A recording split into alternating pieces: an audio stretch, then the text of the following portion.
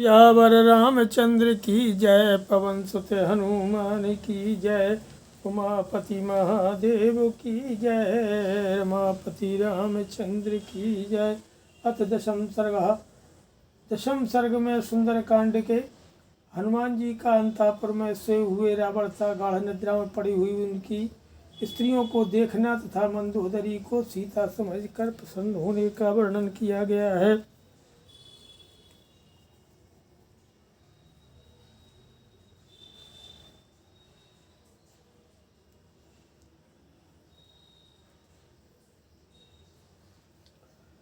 तत्र दिव्योपमं मुख्यं स्फाटिकं रत्नभूषितं भवेक्षमाणो हनुमान ददर्श शयनासनम।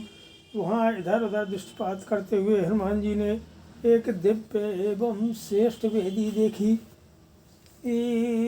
जिस पर पलंग बिछाया जाता था। वह वेदी स्फटिक मणि की बनी हुई थी। उसमें अनेक प्रकार के रत्न जड़े गए थे। दांत कांचन चित्रांगई वैदूर्यस्वरासनई महारहास्तरणोपेतई रूपपन्नम महाधनई।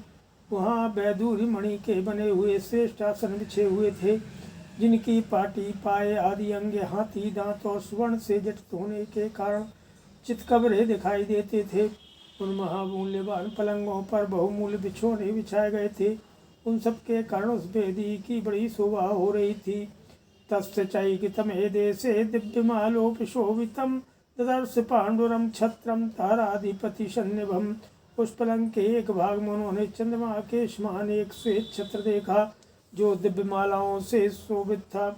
जात रूप परिक्षिप्तम चित्रमानो समप्रभम अशोकमालावृत्तं ददर्श परमाशिवम। बालभ्य जन हस्ताभिर्बीज्यमानं समन्ततः गन्धैश्चिबुधैर्जुष्टं वरधूपेन धूपितम्। वह उत्तम पलंग स्वर्ण से जटित होने के कारण अग्नि के समान देदीप्यमान हो रहा था। हनुमान जी ने उसे अशोक पुष्पों की मालाओं से अलंकृत देखा। उसके चारों ओर खड़ी हुई बहुत सी स्त्रियां हाथों में चमर लिए उस पर हवा कर रही थीं। वह पलंग ने एक प्रकार की गंधों से सेवित था, उत्तम धूप से सुवासित था। परमास्त्रास्तीर्ण महाविकाजिन संवृतम दाम वर माल्यानाम समन्तादुपशोभितम। उस पर उत्तमोत्तम बिछोने बिछे हुए थे। उसमें भेड़ की खाल मड़ी हुई थी तथा वह सब ओर से उत्तम फूलों की मालाओं से शोभित था।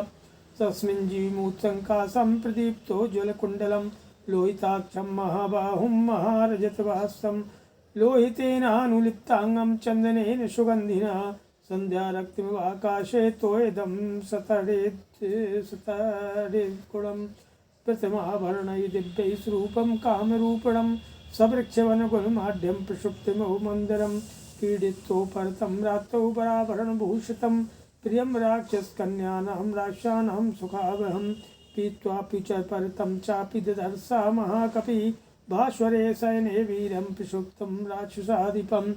उस प्रकाशमान पलंग पर महाकपि हनुमान जी ने वीर राक्षस राज रावण को सोते देखा, जो सुंदर आभूषणों से विभूषित इच्छानुसार रूप धारण करने वाला दिव्य आभरणों से अलंकृत और स्वरूपवान था।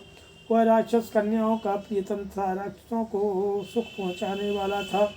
उसके अंगों में सुगंधित लाल चंदन का अनुलेप लगा हुआ था, जिससे वह आकाश में संध्या काल की लालिता विद्युल्लेखा से युक्त मेघ के समान शोभा पाता था। उसकी अंग कांति मेघ के समान श्याम थी। उसके कानों में उज्ज्वल कुंडल झिलमिला रहे थे, आंखें लाल थीं और भुजाएं बड़ी बड़ी। उसके वस्त्र सुनहरे रंग के थे। वह रात को स्त्रियों के साथ क्रिया करके मदिरा पीकर आराम कर रहा था। उसे देखकर ऐसा जान पड़ता था मानो वृक्ष वनोलता गुल्मों से संपन्न मंदिराचल सो रहा हो। निश्वसंतम यथा नागम रावणं बालोत्तमाशाद्य परमोद्विग्नः सोपा सर्पस्वीतवतो अथारोहण माशाद्य वेदिकान्तरमाश्रितः शिवं राक्षसार्दूलं प्रेक्षते स्म महाकपि। उसमें सांस लेता हुआ रावण फुफकारते हुए सर्प के समान जान पड़ता था। उसके पास पहुंचकर वानर शिरोमणि हनुमान अत्यंत उद्विग्न हो भली भांति डरे हुए की भांति सहसा दूर हट गए और सीढ़ियों पर चढ़कर एक दूसरी वेदी पर जाकर खड़े हो गए। वहाँ से उन महाकपि ने उस मत वाले राक्षस सिंह को देखना आरंभ किया। सुशुभे राक्षसेन्द्र स्वसुपतः शयनम शुभम गंधे हस्तिनी संविष्टे यथा प्रश्रवणम महतो। राक्षस राज रावण के सोते समय वह सुंदर पलंग उसी प्रकार शोभा पा रहा था जैसे गंधहस्ती के शयन करने पर विशाल प्रश्रवण गिरी शोभित हो रहा हो। कांचनांगद सन्नद्धौ दधर्षा महात्मना विक्षिप्तौ राक्षसेन्द्र स्वभुजाविन्द्रध्वजोपमौ। उन्होंने महाकाय राक्षस राज रावण की फैलाई हुई दो भुजाएं देखी जो सोने के बाजूबंद से भूषित हो इंद्रध्वज के समान जान पड़ती थी। एरावत विखाणाग्रहीरापीडन कृतवृणौ वज्रोल्लिखित पीनांसौ विष्णु चक्र परीक्षितौ। युद्ध काल में उन भुजाओं पर एरावत हाथी के दांतों के अग्रभाग से जो प्रहार किए गए थे उनके आघात का चिन्ह बन गया था। उन भुजाओं के मूल भाग या कंधे बहुत मोटे थे और उन पर वज्र द्वारा किए गए आघात के भी चिन्ह दिखाई देते थे। भगवान विष्णु के चक्र से भी किसी समय वे भुजाएं छत विछत हो चुकी थीं। पीनो समय सुजातांसौ संगतो बल संयतो सुलक्षण नखांगुष्ठौ स्वंगलीयकलक्षितौ। वे भुजाएं सब ओर से समान और सुंदर कंधों वाली तथा मोटी थीं। उनकी संधियां सुदृढ़ थीं। वे बलिष्ठ और उत्तम लक्षण वाले नखों एवं अंगुष्ठों से शोभित थीं। उनकी अंगुलियों और हथेलियां बड़ी सुंदर दिखाई देती थीं। संगतौ परिभाकारौ वृत्तौ करीकरोपमौ विक्षिप्तौ शयने शुभ्रे पंचशीषा विभोरिगौ। सक्षत जे कल्पेन सुशीतेन सुगंधिना चंदनेन प्रार्घेन स्वनुलिप्तौ सुलंकृतौ। वे सुगठित एवं पुष्ट थी। परिकेशमान गोलाकार तथा हाथी के शून्य दंड की भांति चढ़ाव तार वाली एवं लंबी थी।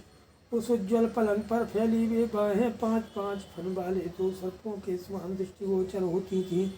खरगोश के खून की भांति लाल रंग के उत्तम सुशीतल एवं सुगंधित चंदन से चर्चित हुई वे भुजाएं अलंकारों से अलंकृत थी।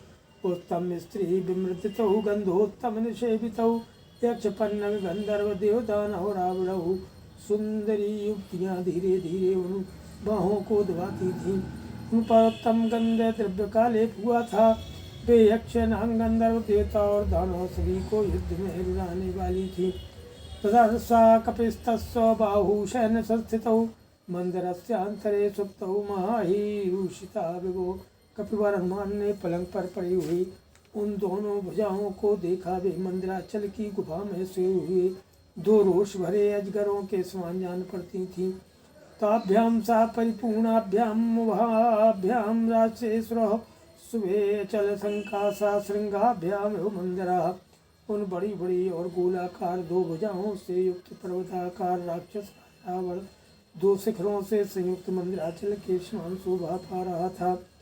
च्यूत पन्नाग सुरभिर्बकुलोत्तम संयुतः मिष्टान्न सरस संयुक्तः पानगंध पुरासरः। तस्य राक्षसराज्यस्य निश्चक्राम महामुखात् शयानश्च विनिश्वासः पूरयन्यो तद्गृहम्।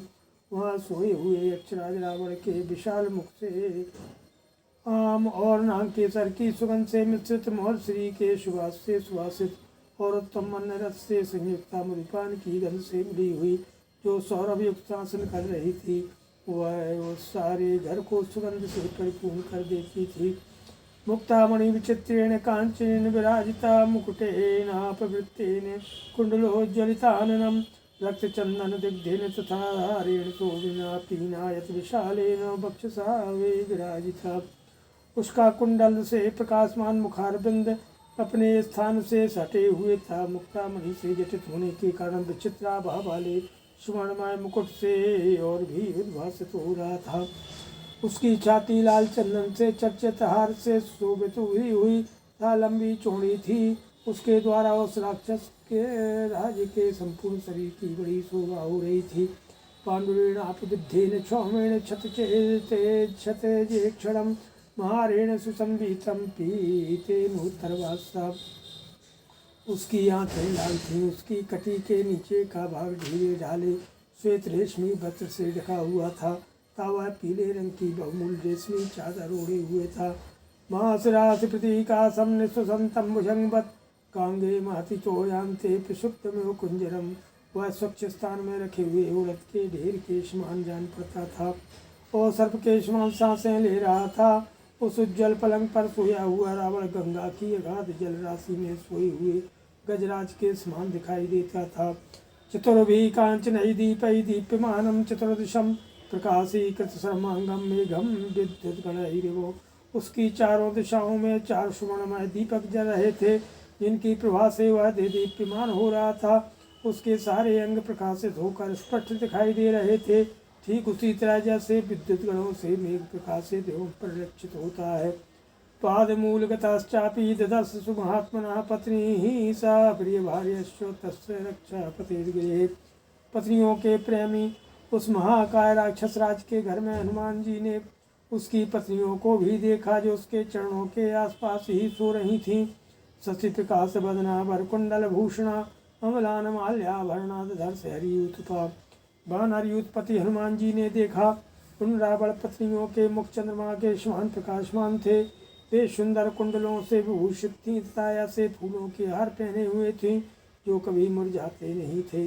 नेत्रवाद त्रिकुशला राशेन्द्र भुजांग का पराभरण धारिण्यो गणनादर से कभी भज वैदूर गर्भाणी श्रवणांतेषु योषितां ददर्शतापिनीयानि कुंडलानि अमितानि च। वे नाचने और बाजे बजाने में निपुण थीं। राक्षस राज रावण की बाहों और अंक में स्थान पाने वाली थीं तथा सुंदर आभूषण धारण किए हुए थीं। कब्बर हनुमान ने उन सबको वहाँ सोती देखा। उन्होंने उन सुंदरियों के कानों के समीप हीरे तथा नीलम जड़े हुए सोने के कुंडल और बाजूबंद देखे। तासाम चंद्रोपमयी वक्तई शुभई ललित कुंडलई विराजमानम तन्नवस्तारणातारागणैर्गो। ललित कुंडलों से अलंकृत था चंद्रमा के समान मनोहर, उनके सुंदर मुखों से वह विमानाकार पर्यंक तारिकाओं से मंडित आकाश की भांति शोभित हो रहा था। मध्य व्यायाम खिन्नास्ता राक्षसेन्द्र सुयोषितः तेषु तेषु अवकाशेषु प्रसुप्तास्तनुमध्यमा। क्षीणकट प्रदेश वाली वे राक्षस राज की स्त्रियां मद तथा रति क्रीड़ा के परिश्रम से थककर यहाँ तहाँ जहाँ तहाँ जो जिस अवस्था में थी वैसे ही सो गई थी। अंगहारही तथैवान्या कोमलही नृत्यशालिनी विन्यस्त शुभ्र सर्वांगी प्रसुप्ता वरवर्णनी। विधाता ने जिसके सारे अंगों को सुंदर विशेष शोभा से संपन्न बनाया था, वह कोमल भाव से अंगों के संचालन द्वारा नाचने वाली कोई अन्य नृत्य निपुणा सुंदरी स्त्री गाढ़ निद्रा में सोकर भी वासनावश जागृत अवस्था की ही भांति नृत्य के अभिनय से शोभित हो रही थी। काचिद वीणाम परिस्वज्य प्रसुप्ता संप्रकाशते महानदीपकीर्णेयो नलिनी पौतमाश्रिता। कोई वीणा को छाती से लगाकर सोई हुई सुंदरी ऐसी जान पड़ती थी मानो महानदी में पड़ी हुई कोई कमलनी किसी नौका से सट गई हो। अन्या कक्षगते वो मड्डुके नासिते क्षणा प्रसुप्ता भामिनी भाति बालपुत्र वत्सला।